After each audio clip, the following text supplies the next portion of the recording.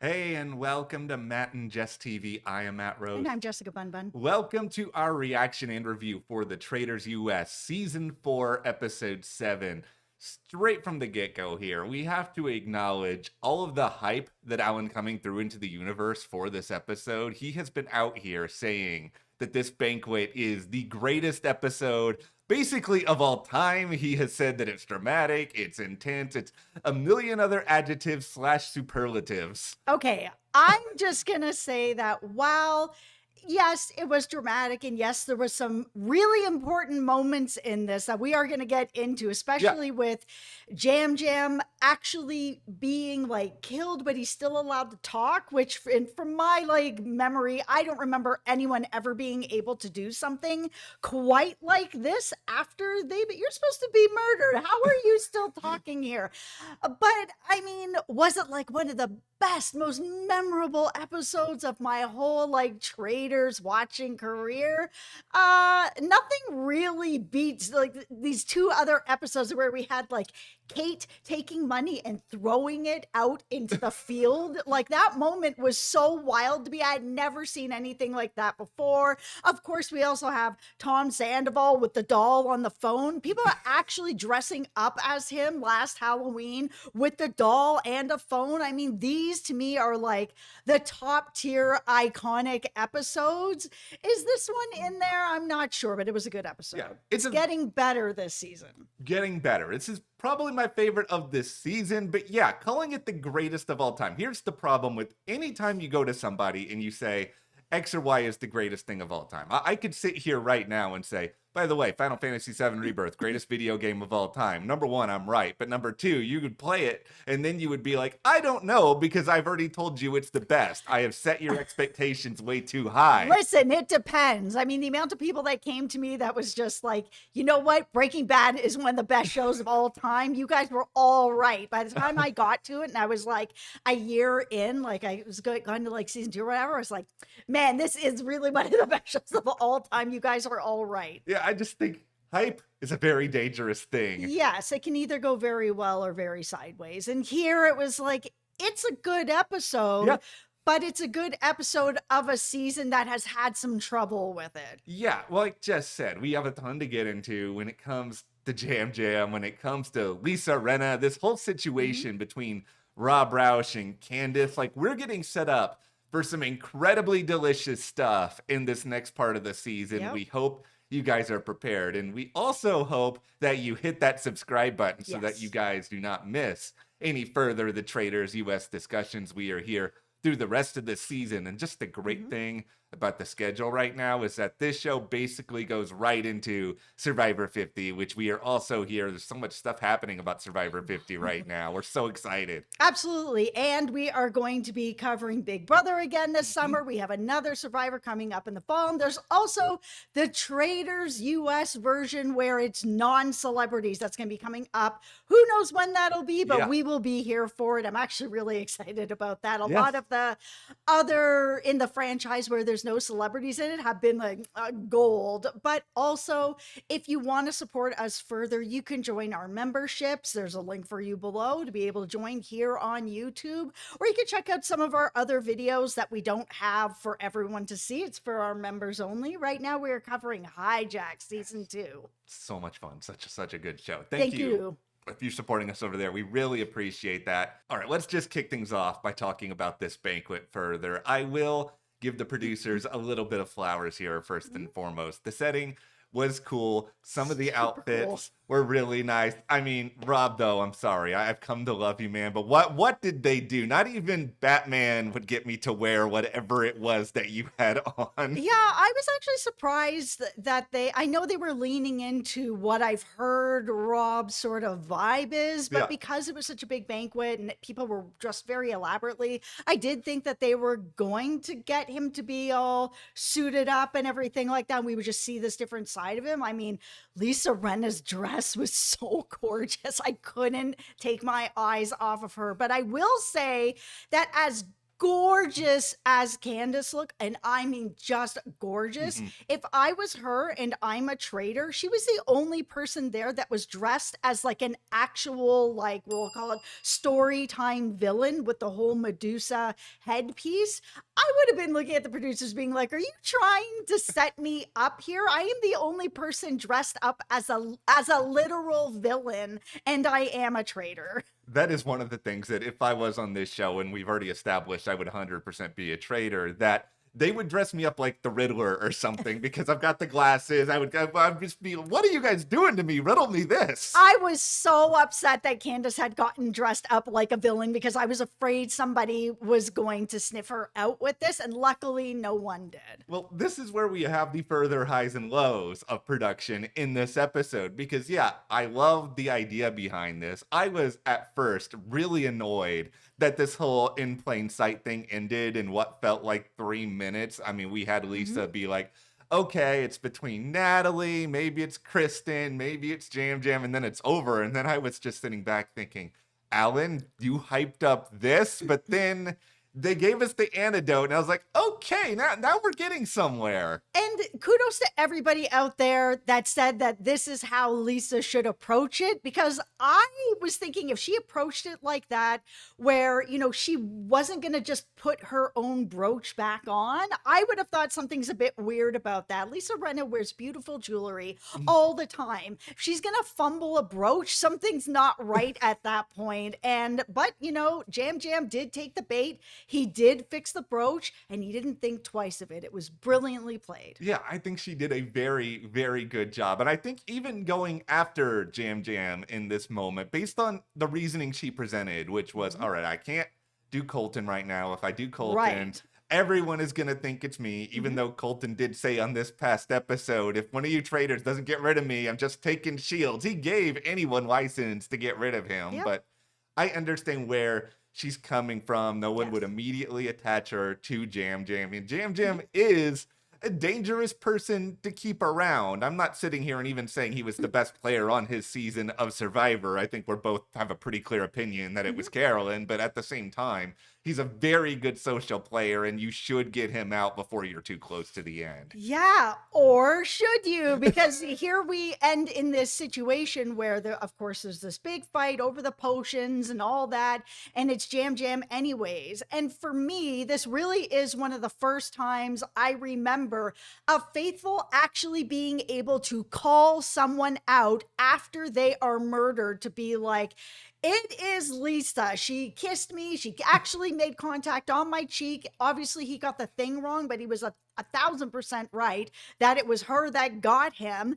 And he's allowed to actually say that. Yam Yam, you've been murdered. You are dead. You're not supposed to be being taken away. Alan said, you've been murdered. So how is it that you are allowed to do this? It didn't feel right. As good as it was as entertainment to see him go out like that, it set up a very predictable end for Lisa at this point, because there is no arguing this. You have somebody who is a true faithful that they all know is a faithful. He got murdered in front of everybody, but he's allowed to say his truth. Why is he going to call out Lisa and be like, it was Lisa? He has nothing to gain from it.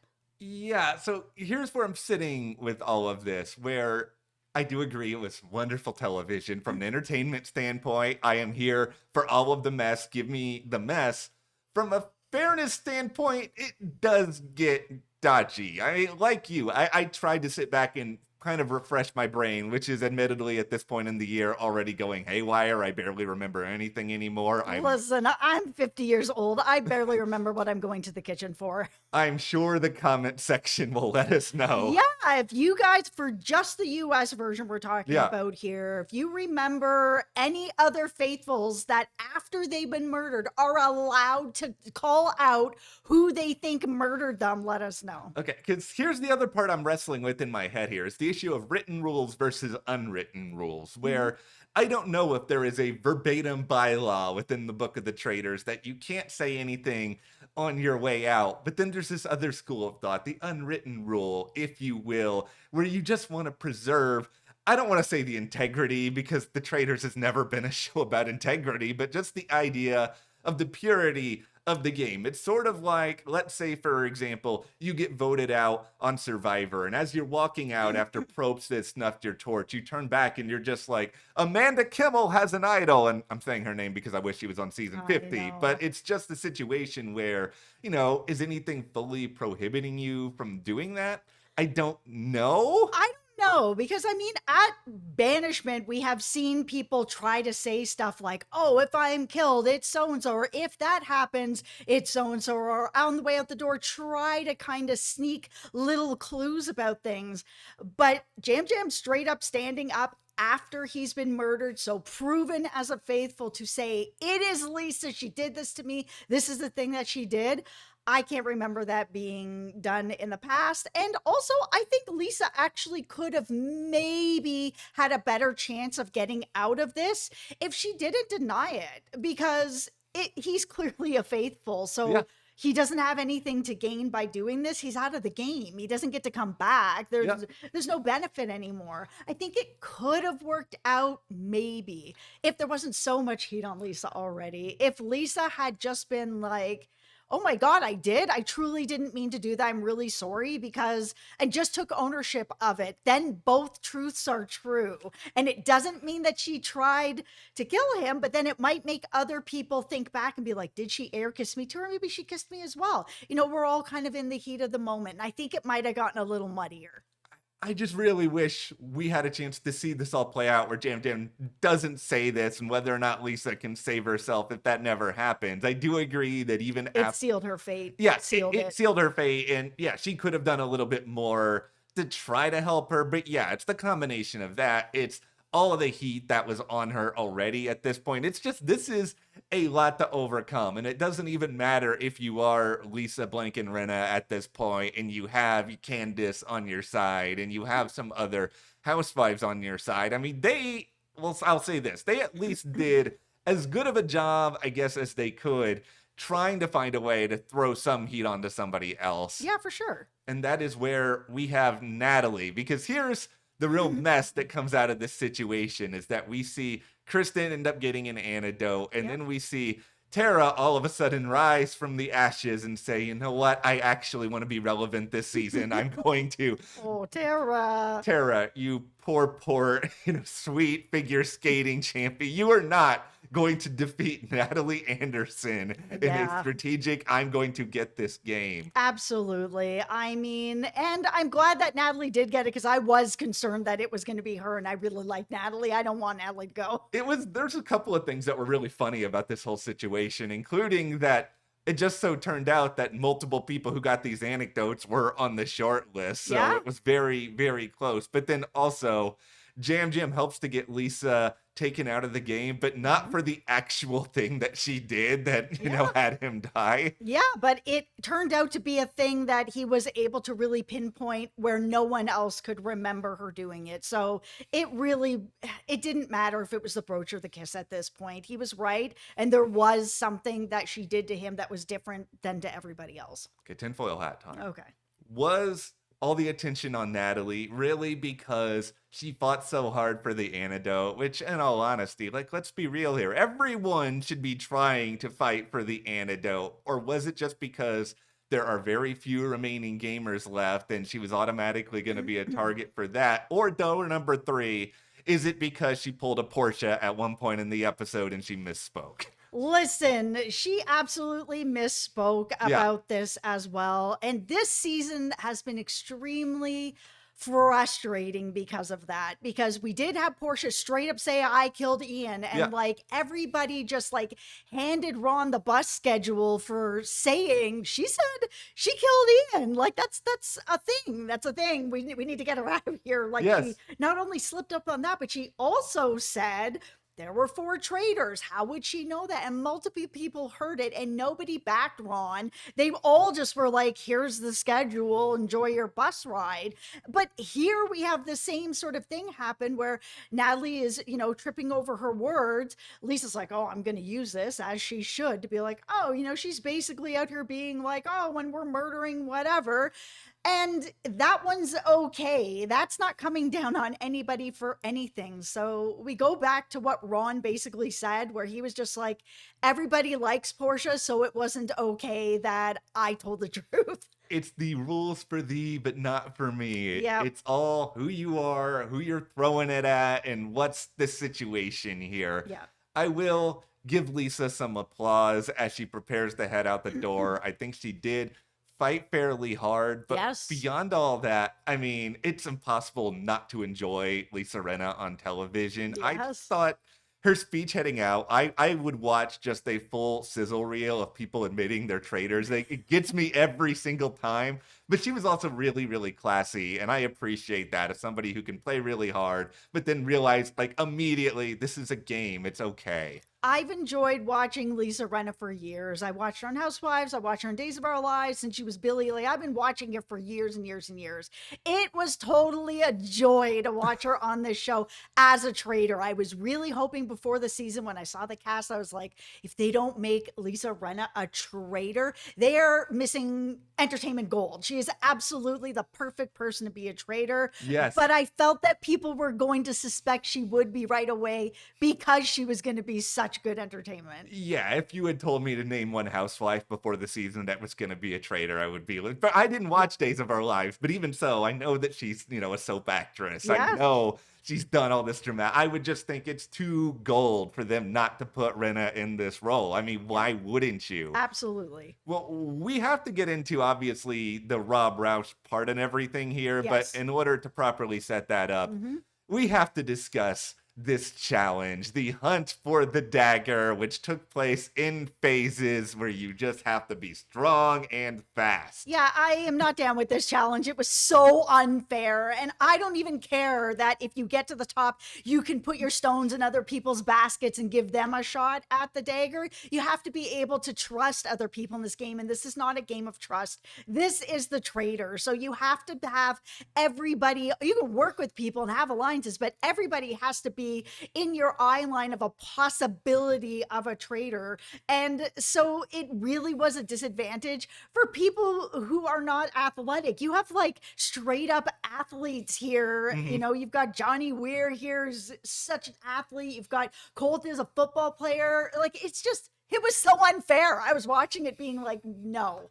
This was the one time all season I've had something in common with Dorinda, and this will probably be the only time, was how much Dorinda was just failing at this challenge. Absolutely. I would still be at the bottom of the hill with Dorinda being like, no. Yeah, I understand it in theory. You can put all your pieces into other people's chests. Like, that makes it quote unquote fair. But like you No, said, it doesn't. It doesn't, because it is the what if all the physical people just work together. And that's kind of what we ended up having here. Yes. And because of that, we then get into this second phase where you have a ton of these really physical people all sort of competing. And we have learned at this point that this dagger, it gives you the ability to cast 2 votes instead of 1. Hello, Survivor. Yeah, this isn't just a reheating of Survivor's nachos. This is actually just stealing their nachos and eating This them. is just a straight robbery. Yeah, They took Survivor's lunch. It is so ridiculous. But I mean, at the same time, it's an interesting idea. I will never be mad at the traders for trying new things. They're not always going to work. Like the secret trader thing really did not work this season. Okay, let's talk about Rob. I have said in these videos, and I still am dying on this hill, that he is easily one of the most like perceptive people on this season and over many seasons. He can read people in a way that, like, not only did I not expect from Rob, but I just kind of didn't expect in general from really anybody. Like, we've seen people read people. I don't think I've ever seen someone who's basically a human lie detector test at this point and hit it right on the head. And actually, as they were going through people, I was looking for the same sort of things where I saw Natalie after she said no, she looked down and gulped. And I was like, oh, is that going to be the tell? Maybe, maybe not. And it was. And he ended up with the dagger. But he's just so perceptive. He's been able to really read people well, and he's so social that he's been able to build these true alliances with the faithful, which is what he needs to do to get to the end. I am still so unbelievably impressed with this guy. I mean, So impressed. we are just living in Rob Roush's world right now. Like, I saw him in a Sonic commercial earlier I today, and this is know. very important to me as somebody who Sonic. grew up in North Texas. It's just like he is everywhere. He is steamrolling a lot of this game. He's making some decisions that we can say whether or not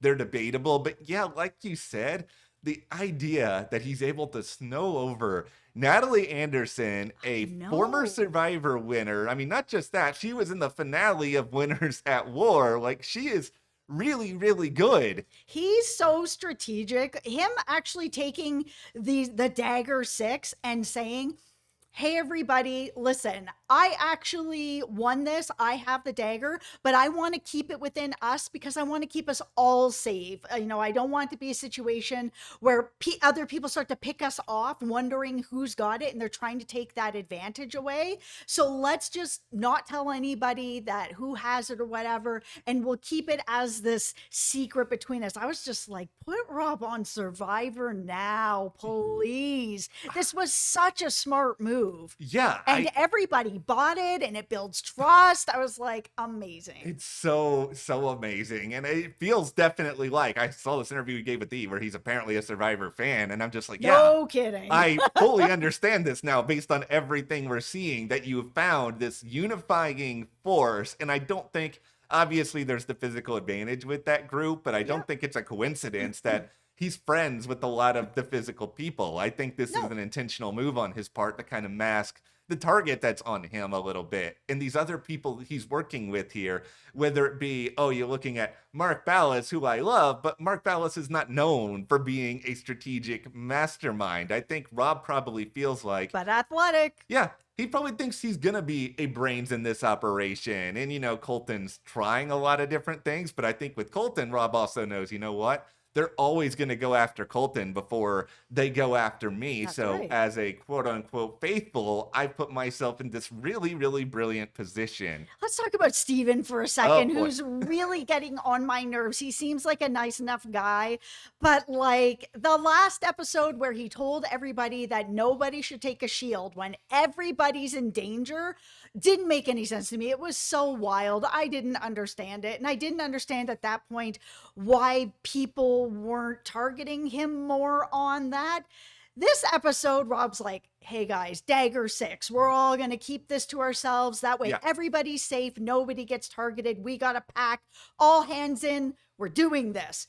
"Oh, okay, Steven. So who has the dagger?" Instead of saying, "I don't know," he says, "Oh, well, we all made a pact." I was like, "Oh, Steven, why are you doing this? Why? Just say you don't know, bro." That's okay. You don't have to say. And listen, what's really good about this season at this point is that Jess and I are both so invested that we're finding ways to get extremely annoyed about people who aren't even getting that much airtime. It's like me and Johnny Weir, who I want to love because of like his Olympic commentary. But even in this episode, he's in the confessional talking about him and Tara as a we. And I'm sitting here being, bro, you're not at the end of the game yet. I know multiple people can win together. Yep. But this is like me on Twitter talking about the Toronto Raptors, where I'm just sort of like, we are good with our team. We don't need to trade for. I'm not really on the team here. It's just like, this is not the time for that, Johnny. Yep. There are people who just don't seem to have their head properly in the game. Like, that's where I'm really going with this. For Steven, it just either doesn't have good strategic know-how. I don't know what's happening with Steven, honestly. Yeah, and like we have Johnny, who I think is more concerned about himself and Tara as a unit, and I get it, they're friends. I still don't understand how nobody on the show seems to be that aware of this, but they're just not thinking the right way. Okay, so Rob actually decided to save his extra vote, which I thought was the right way to go. Yeah. I mean, the edit really wanted us to think that it could possibly be Natalie, but it really didn't feel like it was going to. And I think Rob really knew that he had the votes at this point. The evidence with Yam Yam walking out the door, where he's absolutely a faithful, proven faithful, calling out Lisa. Lisa's denying it. It was just a smoking gun. It was over. This is the second straight episode with Traitors producers. I'll give you a little golf clap. You tried your best to make some drama at the round table, but just like Right. with Ron, We all knew that this was going to be Lisa's time. But Yeah. what's so bizarre is that yet again, it's a really interesting roundtable, Yes. despite the predictable boot, just because of starting with what Rob does here. He indicates kind of going into this, he wants to get some people getting rid of Lisa. He wants this to be the plan. He sounds like he kind of still wants to not take a full back seat, but not be a primary driver. Then he gets into the round table. He not only grabs the steering wheel, he starts going 60 miles an hour and just sort of patrols all around the round table. Yeah, I think he really wanted to make sure because he said, if we miss this, then it's going to be a big problem. Like we have to really hit. So my tinfoil hat is that he felt like there was going to be enough votes, but because he has so much goodwill, like him and Colton were even talking, where Colton's like, I just don't have the same goodwill anymore to get Lisa out the way that I was able to get other people out. And Rob was like, don't worry, I got you. That it felt like maybe Rob was like, you know what? I have to make sure that this hits. I have enough goodwill to sway this because of what Yam Yam said. It was just too damning. I think this whole situation, it was bound to happen eventually, but I still stand by what I said last week. I think this was a little bit too soon. I think Rob should have waited just a little bit longer before he started to come at Lisa in this way. And the big reason why is because of what Candiace ended up doing here. That because they're two Real Housewives, there's this unspoken thing. You get rid of one of them, of course, you're going to have someone else coming at you, but this is where we get to Candiace just straight up voting for him, and then the reason that she gives for it. Listen, I mean, this could go one of two ways for her because Rob is very well insulated. I said this in the last video that it is going to be extremely hard to get Rob out of this game. Candiace can't get Rob out of this game by murdering him. They're both traitors. So that's off the table. Yeah. She has to somehow break up the faithfuls that are insulating him. And that is going to be near impossible. Not impossible, though, but near impossible. But I think that Candiace also has built a lot of goodwill with people. People really like her. She's so charismatic. She's not on anybody's radar. Everybody thinks that she is a faithful. So for her to make this move, I feel like she should have made it but next week after talking to Rob, because Rob hasn't floated Candiace's name at all. And Lisa's name only really got going with Rob because it was gaining steam. And what was he supposed to do at that point? He wasn't coming after her. I think she should have waited to have the conversation with Rob to really find out why he decided to do this at this time and really suss out if she's in danger before just being like, you know what? Here's my vote and it's for Rob. And it was so random at that point. I mean, she was even walking away and someone was just like, Rob, like this is she's like, I didn't know what to do. It's like, okay, but it's very weird. One of the major rules that needs to just be stamped on the wall of photos behind Alan is the number one rule for being a traitor is you need to be patient. And that is why, to me, this is a really bad move for Candiace at this point. And I say this as somebody like you. I think Candiace has done a really good job. I mean, Excellent. Yeah, she has. She was able to get away with conga line. Only Crazy. Sesternino was afraid of the conga line. I know. The idea that she was able to do that and then come into all this, nobody's really talking about her. I understand that there might be a sliver of latent paranoia here that, oh, if Rob is going to turn on Lisa in this way, he's going to turn on me. I have to try to find a way to do something about it. Yeah, like you, 100%. I'm more than aware of this. But if you're going to do something like this, you need to have a little bit of buildup. You need to have some other people who understand the logic behind what you're doing. We've talked about this in past videos where if you're going to go out on left field with a vote, you need to make it so that you have groundwork so people aren't questioning you after the fact. Because now there's inevitably going to be questions of, okay, why did Candiace vote this way? Yes. Like even with Dorinda, and this is now my time to just get really annoyed with Dorinda, her voting for Maura, it's just so petty, and I appreciate petty, but my God. Yeah, we understand at least the justification here. It's a terrible justification. Like, what is Mora doing other than having like a cool accent? Like, she's not really bringing anything to the table here. There's no Beautiful outfits. like, Oh, she's so gorgeous. there's just no reason to do this, but it's just with Rob and with Candiace, it's baffling. There's going to be a lot of questions. And on top of all that,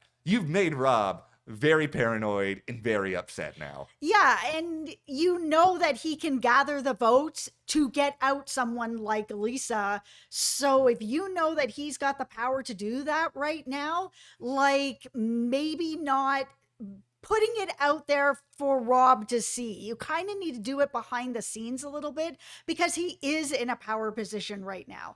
But Candiace, you're able to go around and start to pull in some of that suspicion on Rob without just putting his name out there, because the way that you put it out there, yeah, Rob caught on and was like, obviously you want me on people's minds. But the way you put it out there, there's no connection to anything. Oh, I don't want to put it on Lisa because I don't think it's her. And I don't want to put it on Natalie because I don't think it's her. So random Rob. And so if Rob ends up turning out to be a traitor, which he is, and it comes up fast, then I think it's going to come back around on Candiace to get her to be like, was that really random? Like, because it was so weird. Yeah, I can't think of a single positive reason to do this right now, because it's on top of all of this.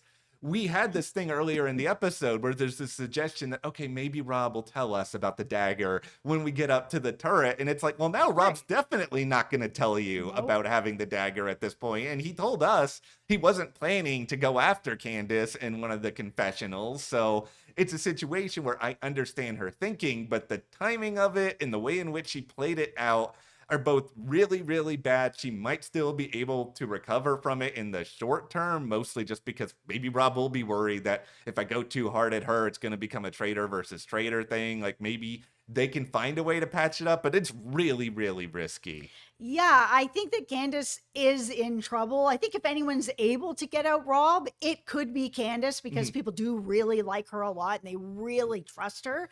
But he just has such a huge group of people around him. I know they had some in the edit being like, oh, maybe it could be Rob. Johnny's like, oh, maybe it could be Rob. Okay, all right, whatever, Johnny. You've said it could be everybody. So I don't think there's really that much heat on Rob, even from that. But Rob, on the other hand, is now pulling people's ears saying, you know, yeah, it could be a whole turret full of housewives. Like that could be a thing that they decided to do this season. He's doing a very effective job. It's starting to get into dangerous waters, but, you know, we are at that point in the season. Like I said, I think it's a little bit early, but he is so charismatic and he does have good allies that someone like him could be able to pull this off. Yeah, I mean, I wish it wasn't coming this early to see these two going against each other. It's going to be great TV and it's going to be a great battle because both of them are positioned very well within the faithfuls to be able to pull votes. The biggest problem is just that Rob has